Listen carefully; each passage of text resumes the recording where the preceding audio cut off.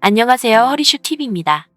오늘은 한국 드라마를 시청하며 많은 공감을 한다는 어느 레딧 유저의 글을 소개해드리겠습니다.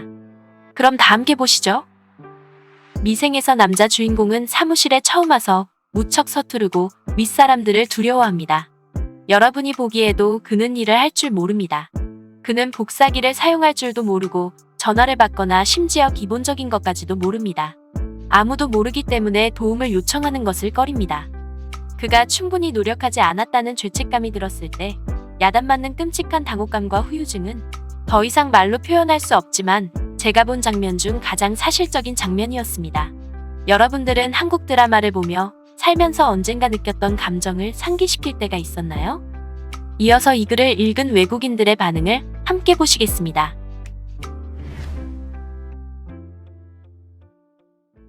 응팔에서 덕선이의 할머니가 돌아가셨을 때 어른들이 어떻게 대처할지 궁금했는데 알고 보니 그녀의 아버지 역시 덕선이처럼 망연자실했고 울었을 때 가슴이 아팠다.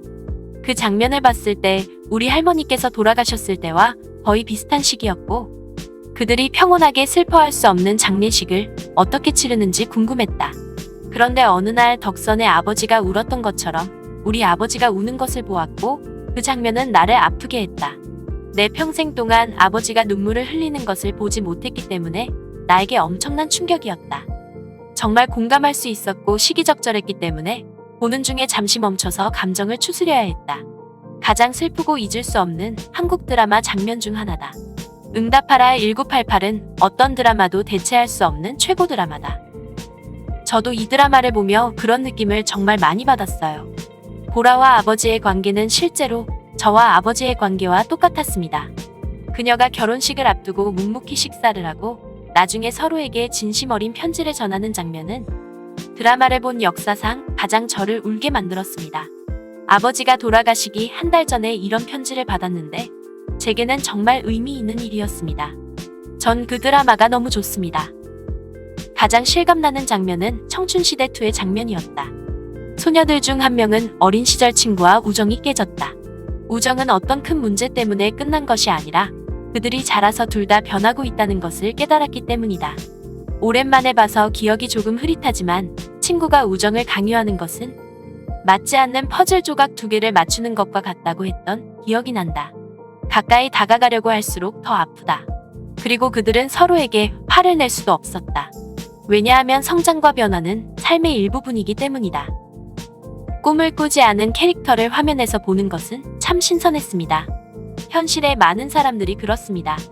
응답하라 1988과 덕선이는 18살 때 당신의 인생에서 무엇을 할 것인지 정확히 알지 못해도 괜찮다는 것을 보여주었습니다. 당신은 잘 될 거예요. 치즈 인 더 트랩에서 여자 주인공이 혼자 프로젝트를 끝마친 장면이다. 나는 그 장면을 보면서 진짜 울기 시작했다. 왜냐하면 이런 일이 나에게 너무 많이 일어났기 때문이다. 고백 부부의 거의 모든 줄거리입니다. 우리가 18살 때 남편을 대학교에서 만났습니다. 26살에 결혼했어요. 30대에 아이가 2명 있었습니다. 우리의 결혼 생활은 행복했지만 다시 돌아가서 모든 것을 새롭게 할 수 있는 가능성을 보여준 고백 부부는 제게 크게 와닿았습니다. 그리고 우리 아버지가 다시 살아있는 것을 보게 되니까. 쌍가포차에서 한 남자가 3년 동안 원하는 호텔 경영직에 취업하기 위해서 정말 열심히 노력했지만 아무것도 얻지 못했다. 그의 아르바이트로는 집세도 못 낸다. 그는 여자친구를 돌볼 수 있어야 하지만 저렴한 모텔방이나 식당에서 식사를 할 여유조차 없기 때문에 그녀와 헤어져야 한다고 느낀다.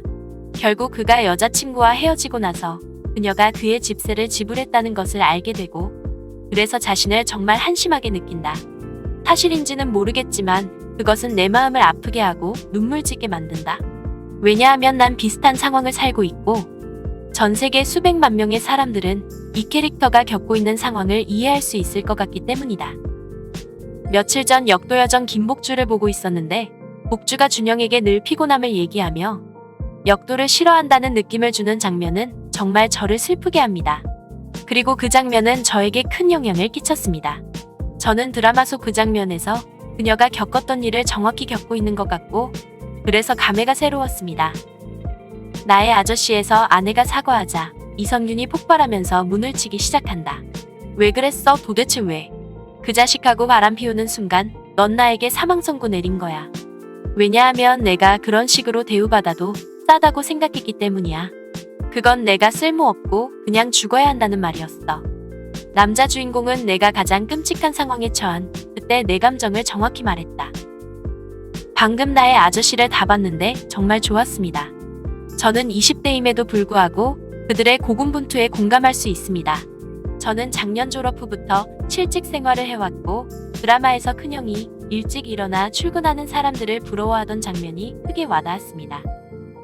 내게는 2년 전 교통사고로 부상을 입고 2주 동안 혼수 상태에 있다 죽은 아주 친한 친구가 있었다. 지난주 페르소나의 마지막 에피소드인 밤을 걷다를 다시 봤는데 아이유가 이 삶이 얼마나 외로웠는지에 대해서 이야기했다. 그게 바로 그녀의 죽음으로 이어졌다. 이것은 10대 때 친구와 내가 젊어서 죽는 것을 낭만적으로 생각했던 때를 떠올리게 했다. 친구가 보고 싶어서 잠시 울어야 했다. 난 우리 모두가 얼마나 덧없는 존재인지 생각했다. 결국엔 모두가 죽을 것이고 그것은 나를 슬프게 했다. 응답하라 1994에서 나정과 쓰레기가 커피숍에서 만났을 때 그녀는 왜 그들의 관계가 깨지게 되었는지 그에게 말합니다. 그것은 저에게도 일어난 일이었기 때문에 날 너무 힘들게 했습니다. 누군가를 오랫동안 사랑하다가 마침내 만나게 되면 서로 사이가 틀어지거나 헤어질까 두려워 서로를 조심스럽게 대하는데 하지만 솔직함의 결여와 상대방에게 부담을 주는 것에 대한 두려움이 그 관계를 끊게 합니다. 이것을 보고 나서야 제가 무엇을 했고 왜 제 상황이 그렇게 되었는지를 깨달았습니다. 그땐 이미 너무 늦어서 내 관계에서 뭔가를 고치기엔 너무 늦었지만 말입니다. 나의 아저씨에서 여배우 최유라가 박기훈에게 실패해도 여전히 행복할 수 있는 그의 삶이 놀라웠다고 말하는 장면이 나온다. 나는 인생의 모든 면에서 성공하지 못했지만 여전히 일상의 작은 순간들로도 행복을 찾을 수 있다고 생각하기 때문에 실패해도 행복할 수 있다는 것을 마음속에서 느꼈다. 이상 외국인들의 반응이었습니다. 드라마에서 자신의 삶에서 경험했던 일들을 떠올리며 공감하는 외국인들을 보니 나라가 달라도 사람 사는 것은 똑같구나라는 생각을 다시 한번 하게 됩니다.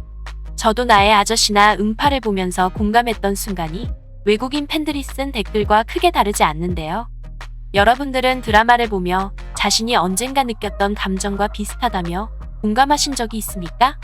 댓글로 여러분들의 의견을 남겨주시면 감사하겠습니다. 이상 허리슈TV였습니다. 구독과 좋아요는 영상 제작에 큰 힘이 됩니다.